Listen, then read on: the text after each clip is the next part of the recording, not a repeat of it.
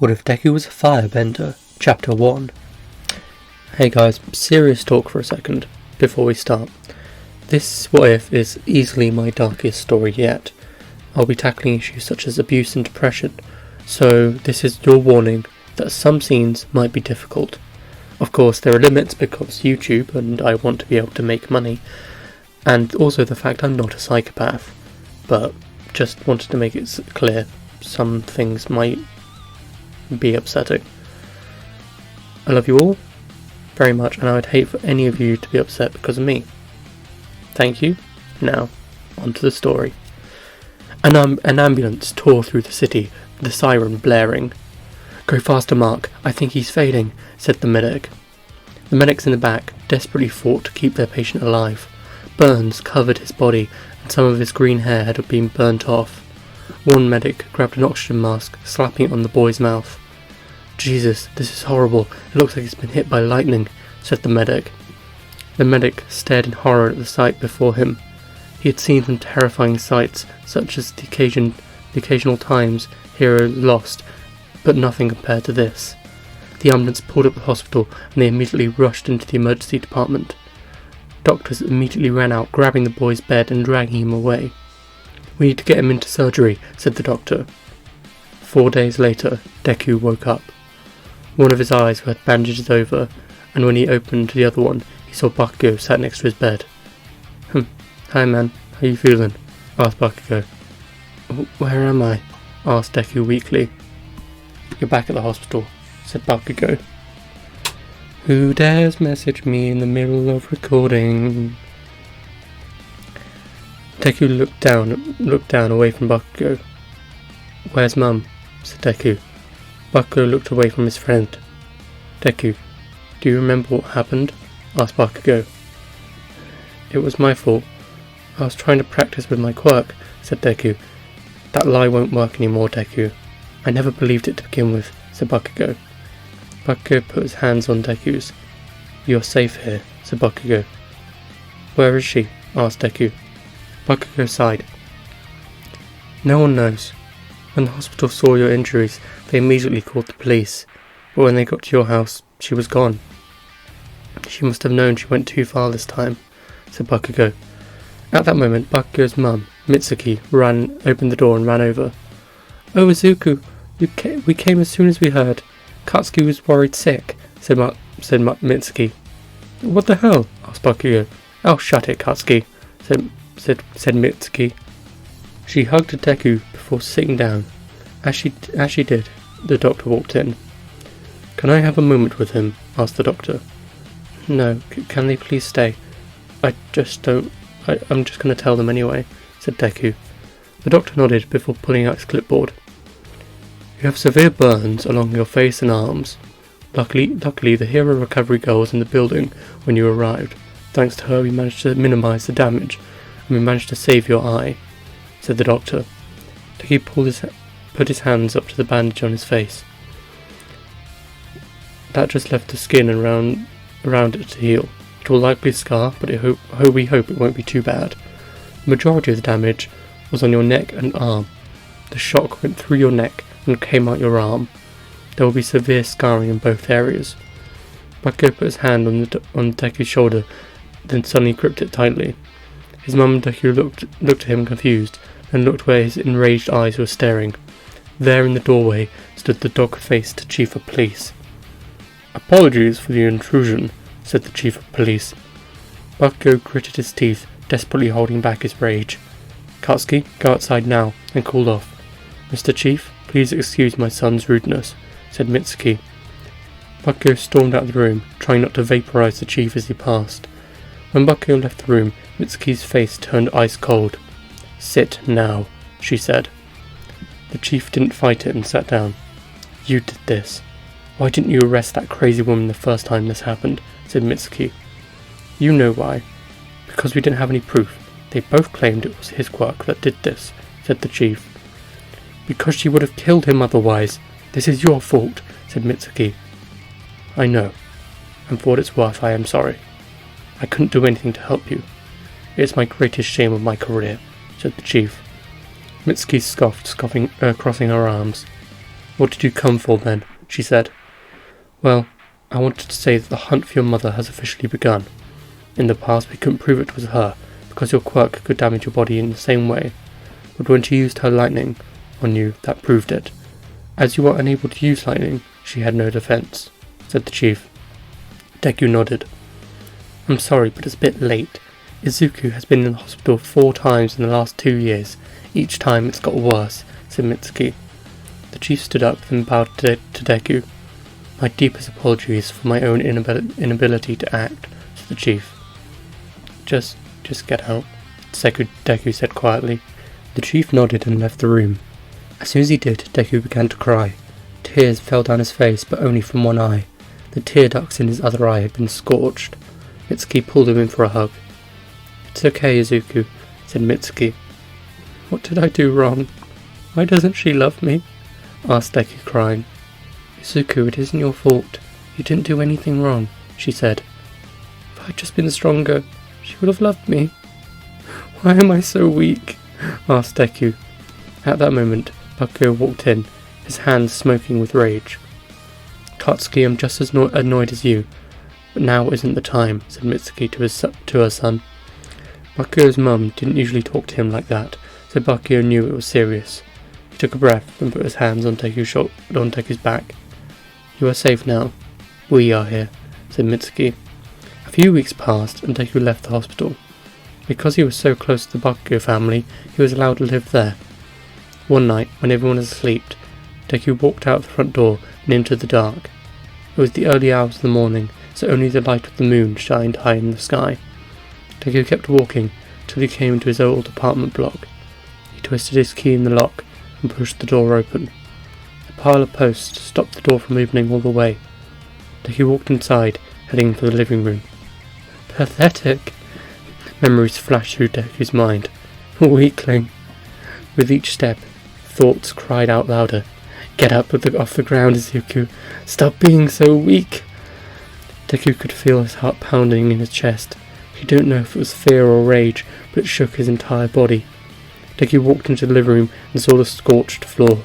The sound of her crackling laughter filled his ears, and the smell of his own burning flesh filled his nose. "You said you wanted to be strong, right, Izuku? How does real strength feel?" Deku sat down on the floor, staring at the burns, holding his face. "Why am I so weak? Why doesn't she love me?" Deku asked. Deku put his head in his hands and closed his eyes. "Jesus, you are pathetic. Get out of my sight." Deku put his hand on his stomach, remembering the shape of his mother's foot as she kicked him in his gut.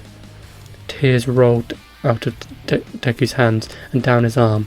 His mind flashed back to the last time he saw her. The sound of electricity sparking off her fingers and dancing across his body scratched at Deku's brain. "I thought you wanted to be strong. A true fighter has to train if they want to be strong. You think All Might got strong by crying on the floor? No. Get up!" She zapped him with another bolt of electricity. "I said get up!" She kicked Deku in the chest and stormed off. "You pathetic waste of space." The door slammed shut behind her. Deku couldn't barely breathe. Using what little strength he had, he pulled himself across the floor towards the phone. "Hello? What emergency service do you need?" "Please, help me. Ambulance." Deku passed out with the phone against his ear. Back in present day, Deku raised his head. Wiping the tears from his eyes, he stared at the floor. The next day, Mitsuki was making breakfast. Her husband watched from a distance as she aggressively beat some eggs. "I swear to God, if I ever get my hands on that woman, I will make what she did to Izuku look like a paper cut," she screamed. The bowl slipped out of her hand and fell to the floor. Screaming, Mitsuki kicked it across the kitchen and sank to the floor. Her husband ran over and hugged her.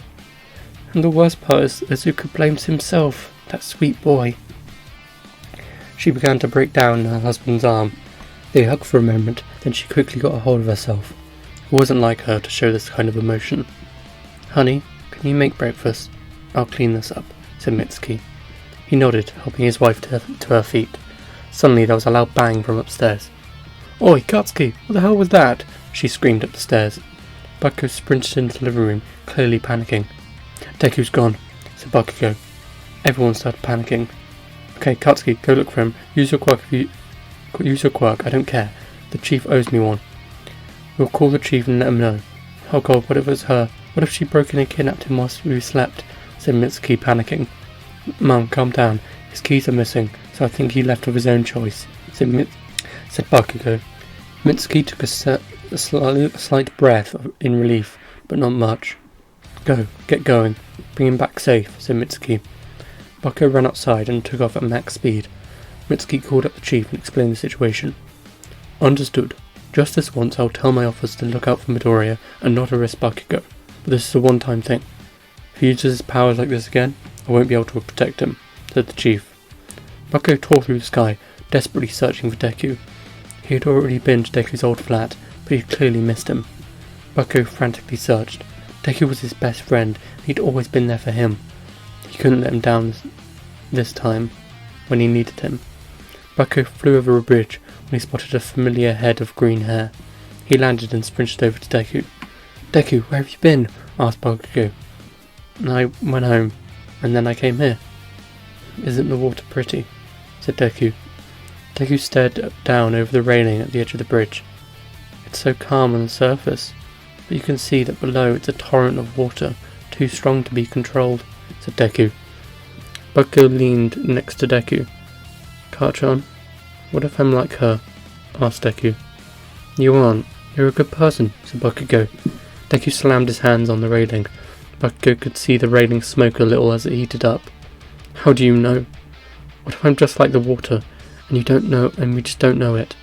I could be calm on the surface, but I could get so angry. I get filled with such hate and rage it makes me sick. What if one day I lose control and hurt someone? Kachan, what would you do?" asked Deku. Bakugo put his hands on Deku's back. "I have never been worried about you hurting someone, and I'm not starting today. I know it's hard, but I'm here with you, and we will fight together," said Bakugo. Deku let out a little smile. "Thank you for finding me when you did. I'd been staring at this water for a long time, and I think I was almost ready," said Deku. Bakugo hugged his friend. Bakugo wasn't an emotional guy, but he didn't hold back this time. "Are you ready to go back?" asked Bakugo. Everyone was worried. "Yeah, let's get going," said Deku. They started walking back to Bakugo's house. "I think I still want to be a hero," said Deku. Bakugo looked at Deku with interest. He wasn't confused because Deku had always talked about his love for heroes when his mother wasn't around, but he was interested that he still wanted that. "I have a powerful quirk, just like you. Don't I have a responsibility to do something good with it?" asked Deku. Bakugo looked at Deku concerned. "I want to become a hero because I want to prove that I'm the best. I want to beat bad guys and save people." "Why do you want to become a hero?" "That's what's important, not why you think you should become a hero. What does your heart say?" asked Bakugo. Deku looked at the floor as they walked. "I want to stop people from suffering," said Deku. Deku ran his hand over his scar on his arm. "I want to save people from darkness," said Deku. Bakugo smiled. "That's more like it," said Bakugo. Deku let out a small smile. "Thanks, Kachan," said Deku. The two walked into Bakugo's house to the sight of Mitsuki pacing back and forth and her husband talking to the police chief in the kitchen. "Oi, Mum, I found him," said Bakugo. Mitsuki immediately ran over to the front door, grabbing both Bakugo and Deku in a hug. "Oh, Zuko, I was so worried. Where were you?" asked Mitsuki. Deku looked down at the ground shamefully. "I went home," said Deku. Mitsuki, her husband, and the chief all stared at Deku in shock. "What were you thinking? What if she'd been there?" asked Mitsuki. Deku began to cry, not being able to hold in the pain and the stress any longer. "I don't know. I think part of me wanted me to be there. I just want to know. Why doesn't she love me?" said Deku. Deku fell to the floor, hugging his knees and crying massively. Mitsuki immediately fell to the floor, hugging him again. "Oh, Izuku, don't cry. It'll be okay. I promise." A few months passed. Deku's gone back to school, but it felt weird. Word had clearly spread about what happened, but Deku wasn't surprised. Of course people would wonder where he'd got such serious scars. Luckily, Whenever someone would get too pushy, Bakugo had always be there to back him up. One day, Deku and Bakugo were walking through town on the way home. They were walking with a couple of their unnamed friends. "So, you're both applying to UA?" asked one of their friends. "Of course, we'll beat anyone, ain't that right?" said Bakugo. "Yeah, of course," said Deku. "It'll be easy for them. Basically, they've got the exact same quirk," said the other friend. "No we don't, you idiot. They're completely different," said Bakugo. "If you describe them simply, then I guess, but I can control and produce flames. Karchan uses explosions. The shockwave is the weapon, the flames are just extra damage," said Deku. "See? Completely different," said Bakugo. They kept walking when suddenly something ran at them from inside an alley. Only Deku saw it, and he only had a split second to react. Whatever it was moving insanely fast, and was aiming straight at Bakugo. With a max fire blast behind him, Deku shot forward, tackling Bakugo's back, knocking him out of the way. Before Bakugo could react, a massive sludge monster jumped out of the darkness, grabbing Deku and sprinting down the street. "What the hell was that?" asked Bakugo. Bakugo looked around, seeing that Deku was gone, and then saw a jet of orange flame shoot up from where the villain had run off to. Bakugo's eyes went wide with rage. "Give him back!" yelled Bakugo. With a massive explosion, Bakugo shot off the ground, launching after the fleeing villain. Inside the massive sludge, Deku was slowly being suffocated. His fire required his breath, and he'd used what little he had left on that blast, and it had done nothing. "At least I saved Karchan," thought Deku. Suddenly, Deku heard a massive explosion go off behind him, and he knew what it was. "No, you idiot! Run! Go get help!" thought Deku. The sludgeman turned and Deku saw Bakugo shooting towards him. I can't blame you. I'd be doing the same thing," thought Deku. Bakugo aimed another blast behind him, aiming to shoot through the villain and grab Deku, but when he shot forward, the massive sludge villain suddenly backhanded him. Bakugo hurtled through the air, crashing into the upper floor of a restaurant. The young hero's limp body rested helplessly on the table, as stars span in his eyes. Some members of staff at the restaurant ran over to Bakugo to see if he was okay. Then suddenly there was a loud scream from outside. Bakugo's half-shut eyes shot open, and he got it to his shaky feet. "I will save Deku," said Bakugo. Bakugo jumped out of the hole he'd launched through and saw the massive sludge villain standing in an alley with walls of flames on either side. Bakugo looked closely as he saw Deku had heated up his hands and was occasionally able to take a much-needed breath and release a powerful fire blast. Just in the time Bakugo was in the restaurant, Deku had evaporated about a third of the sludge. But the more Deku evaporated, the more the villain tightened his grip on the boy. With each attack, it was getting harder and harder for Deku to take a breath. Bakugo saw his friend's life fading before his eyes and shot over at max speed. "I will save him," said Bakugo. Bakugo tore past the heroes who had gathered, but before they could attack the sludge villain again, Death Arms grabbed his ankle and pulled him back. "What are you doing? Stop using your quirk immediately and evacuate," said Death Arms. "No, get off me! I need to save Deku," said Bakugo. Bakugo looked around and saw none of the other heroes doing anything about the villain. "What are you idiots just standing around for? Save him!" yelled Bakugo. Even angrier, Bakugo tried to get free of Death Arms, but the hero was too strong. For a fraction of a second, Bakugo thought about blasting the hero in the face, but he knew that would put him in jail. Bakugo slammed his fist into the ground. "Get in there and save my friend right now!" yelled Bakugo. "I'm sorry, but none of our quirks are a good fit for this villain."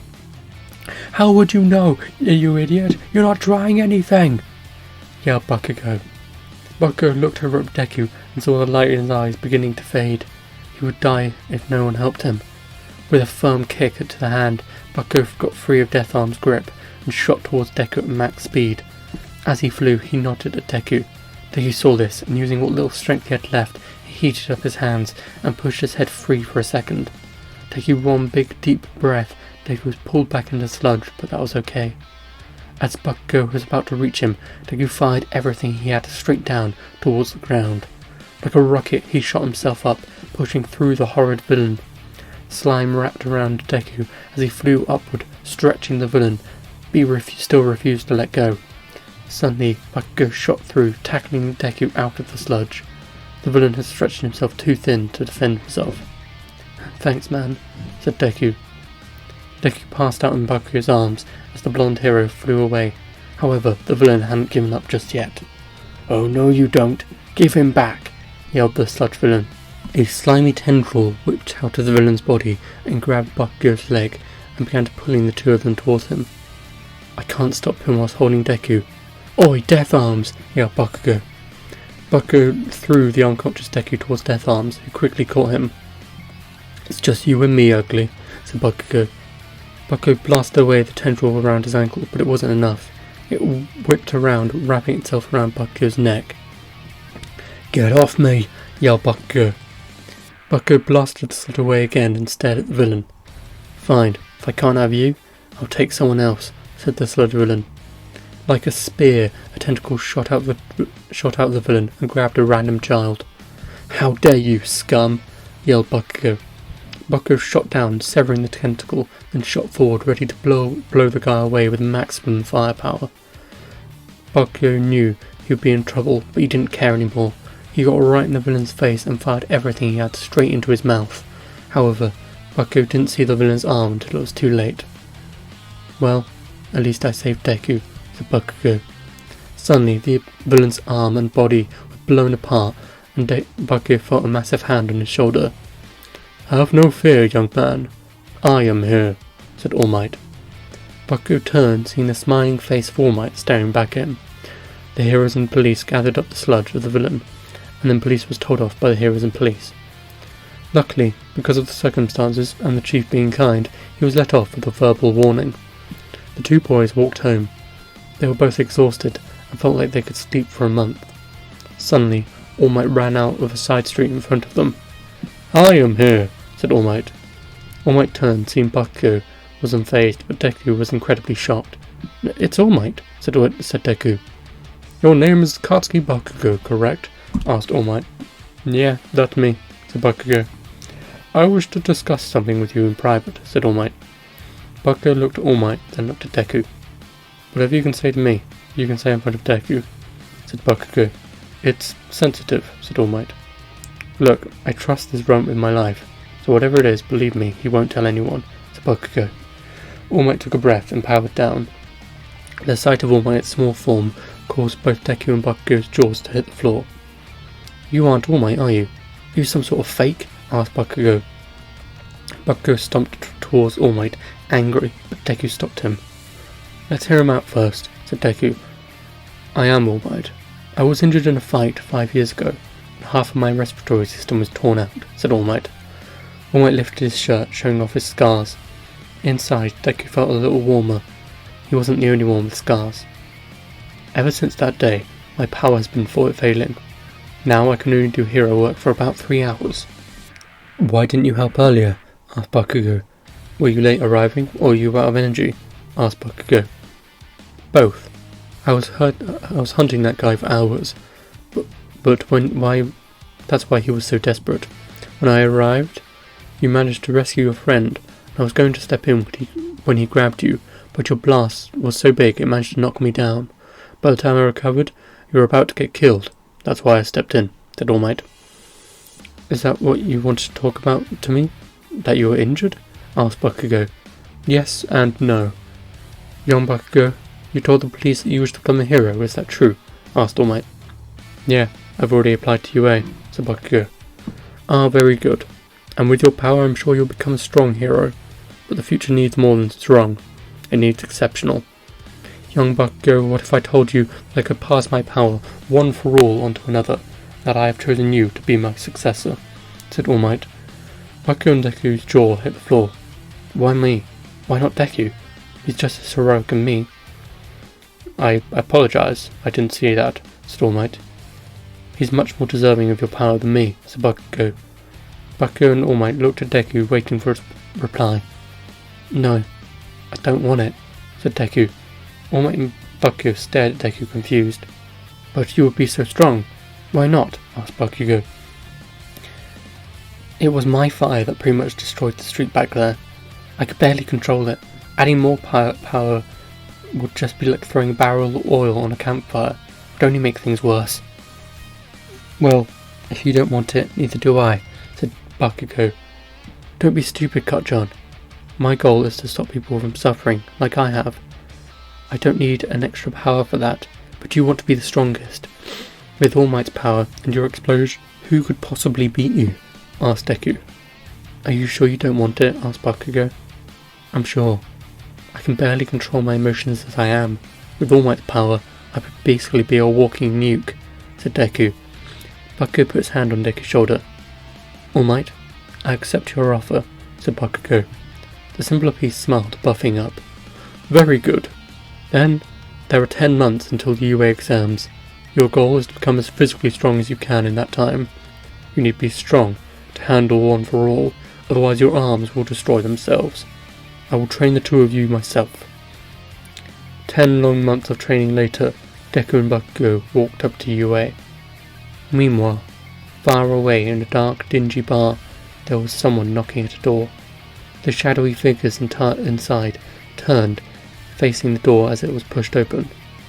Ah, it's been a long time. What do we owe this unexpected visit, Empress? Asked Shigaraki. A little birdie told me that you're planning on attacking UA. I think it's time that Mama checked on her baby boy, said Azula, with a cold smile. End of chapter 1.